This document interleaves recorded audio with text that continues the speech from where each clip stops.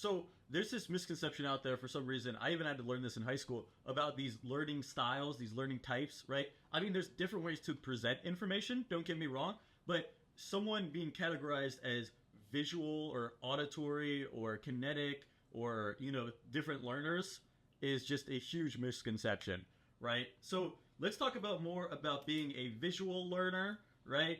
Being those types of learners and why they are a misconception and why they hurt learning in general. So it's a big myth.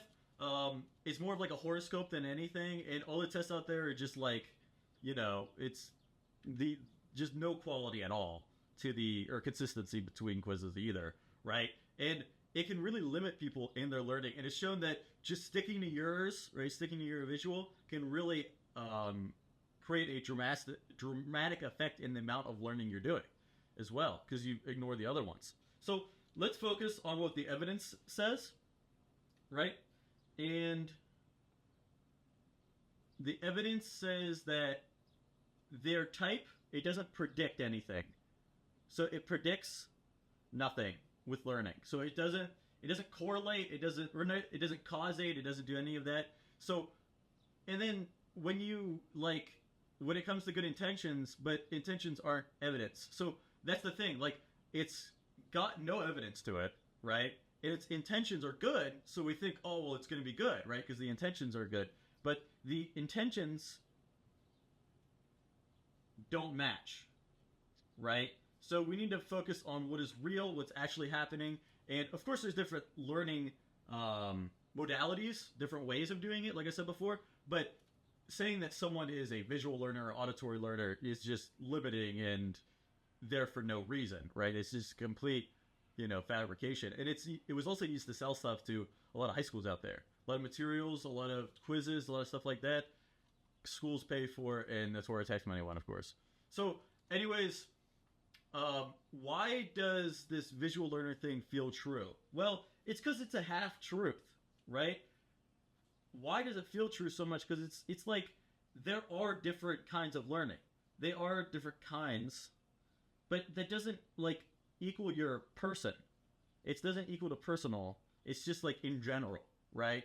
And giving every one of them is better. So just because you prefer it, just because you are easier with it, etc., just because what you prefer does not equal what is best for you, right? For learning, especially. Just because it feels easier doesn't mean it is. Now, if you have some disability, there's obvious exceptions, but for the majority of the people, using all of them is better than just sticking to one and saying, oh, well, I'm this learner, right? So what does actually decides this, right? What's the actual deciding of the best method? Sorry, let me try that again. What is the best method to decide? Visual, all this other stuff. Well, you want to look at the material as well. So you also want to have that context in there for what to make or what to deliver. The personal context, who are you, which is what the types are trying to describe, but it's not how it is portrayed at all. It's very low evidence. So it's the person and the problem as well. You can't just look at the person.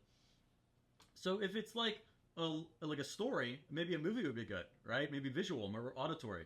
But text would be good too if it was a novel. It's not just one thing, right? And it's not the same. Nobody picks one type, right? Visual and auditory at the same time. It's not like they just block out the seeing and only hear things, right? So they take up in both of them. It's just in the practice of only using one, it's shown to have a lot less promise. So why does the label harm you? Oh, sorry. Put that back there. All right. Why does the label harm you? Why is it bad, right? Why do we hate the label? Well, it puts you in a box, right? It puts you in this box of, I'm a visual learner, I'm this learner, I'm that. And it's self-fulfilling. So what does that mean? Means it fulfills itself, right? So it's a self-fulfilling prophecy, meaning if you think you're a visual learner, you'll become a visual learner because you're thinking you're a visual learner, right? It kind of, it just makes sense, right? It's like you thinking it into existing, you willing it into existence. In a lot of psychology, that's just the case because it's your psychology, it's your thinking. You can will it into existence by willing it. Your will is the existence in psychology. Anyways, let's move on to what to do instead. So we don't want to choose methods that like sorting yourself again. So what do we do about it? What do we do? So we don't sort ourselves, don't containerize ourselves.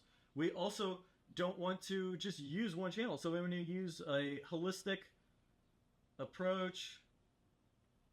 We want all of the info.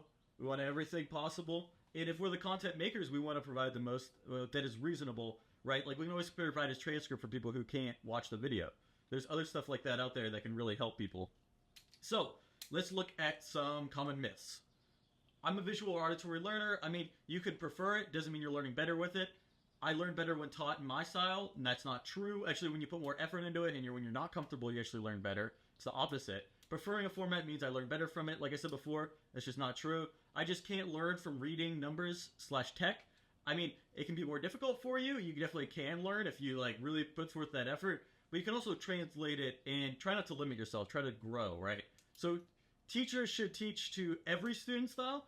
That's a lot of work, right? That's a lot of videos, a lot of text, a lot of...